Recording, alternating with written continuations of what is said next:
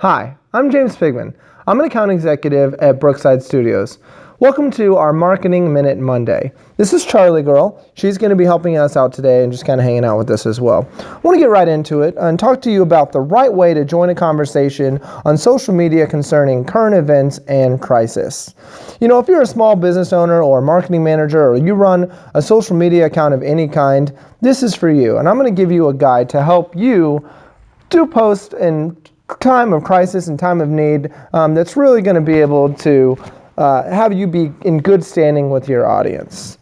You know, brands are held to higher standards. People inherently trust brands and we give them access to our lives, and that is until they ruin it. You know, maybe it's through a customer experience, or maybe it's some type of a product default, or maybe it's an offensive marketing concept.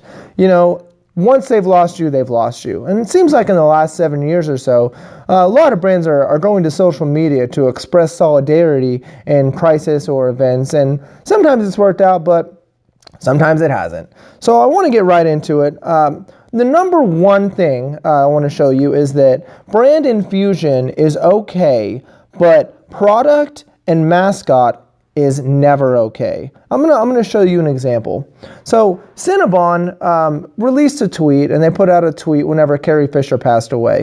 It says, "R.I.P. Carrie Fisher, you'll always have the best buns in the galaxy." And then they actually put a cinnamon roll bun as her bun. This was absolutely horrid for people who are huge Star Wars fans. It was very, very offensive because to them, Carrie Fisher was like an idol. And you are then making fun of her idol, their idol, and it's not good. And everybody was very upset about this. Cinnabon actually then released a next tweet that apologized about it, and it was not good. They also did the same thing, unfortunately, with David Bowie. They said this is ground control to Major Bun, and then they had David Bowie with an actual cinnamon bun. This had absolutely no connection. David Bowie has no connection to cinnamon rolls, and there's no reason for them to send this tweet out like that. This is them trying to be too cute and infuse a product into this tribute, whenever all they should have done was R.I.P. Carrie Fisher, R.I.P. David Bowie, you were a legend. And that is it, and that would have worked just fine. Another example of this, Walmart in Florida unfortunately released or set up some type of a display for Coca-Cola that was in remembrance of 9/11. This is not the way that you do that, and everybody noticed it. It was so bad. You know, you have 333 right in between the Twin Towers. It is horrible taste to do that. Walmart got in big trouble. They shut down the display and they issued an apology. Definitely not good to infuse your product in there. This one just cracks me up because this is Crocs. Your magic will be missed, but your inspiration lives on forever, David Bowie. Well, you know what, Crocs? You're not going to live on forever because this is horrible. Crocs has nothing to do with David Bowie, and they should not be infusing their product into the tribute. Really, really, really tacky, and a lot of people were not happy about it. Well, all those people that followed Crocs, which probably isn't very many. This one is probably my favorite. This one's from SpaghettiOs. They were trying to do a nice tribute for Pearl Harbor, taking a moment to remember Pearl Harbor with us. Because nothing says remember Pearl Harbor like a SpaghettiO ring licking its lips, posting an American flag. This was madly offensive. People did not want to associate SpaghettiOs with Pearl Harbor. Just not good. Very, very poor taste. So that's it. Number one, you do not infuse your product or your mascot, because this will happen. Number two, never mix your promotional or sales activity or brand gain when you are associating with a sensitive subject. I'll give you a great example. Gap really, really messed this one up. During Hurricane Sandy, they sent out a tweet that said, "All impacted by #Sandy, stay safe. We'll be doing lots of Gap.com shopping today. How about you?" Well, you know what? A lot of people were super mad about that because a lot of people were affected by Sandy and in a negative way. And here you are, Gap, trying to get people to buy things from you so that your sales can go up. Horrible. Lots of other people did wonderful things during Sandy as far as brands go. This was not one of them. Gap issued an apology and deleted the tweet. This one is bad. Kenneth Cole, unfortunately in 2011, released a tweet, "Millions are in uproar in Cairo."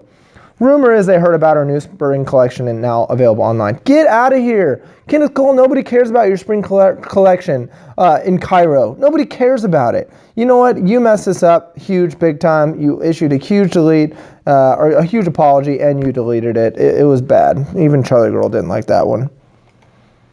Oh man, this one, when the earthquake happened in Japan, Bing messed this one up.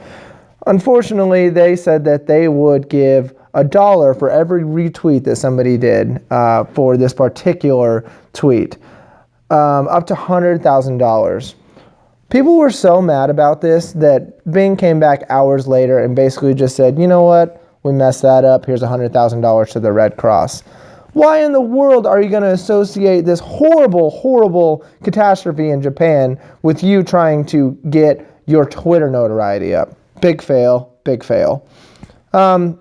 Next, number 3, treat every tribute as if the person most affected by it will actually read it.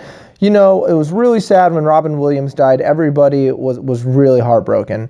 Disney did a wonderful job. They tweeted out a beautiful picture of the genie and the stars, and it had a heartfelt tribute to Robin Williams.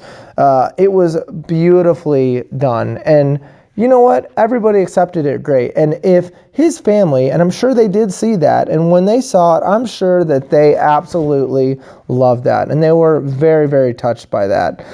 It was a very great connection. It was very tastefully done. American Express also did a really good job of this during Hurricane Sandy. They were there to offer help. They were not trying to sell anybody a credit card or their services. They were just trying to be there to help. They did a really, really good job of that.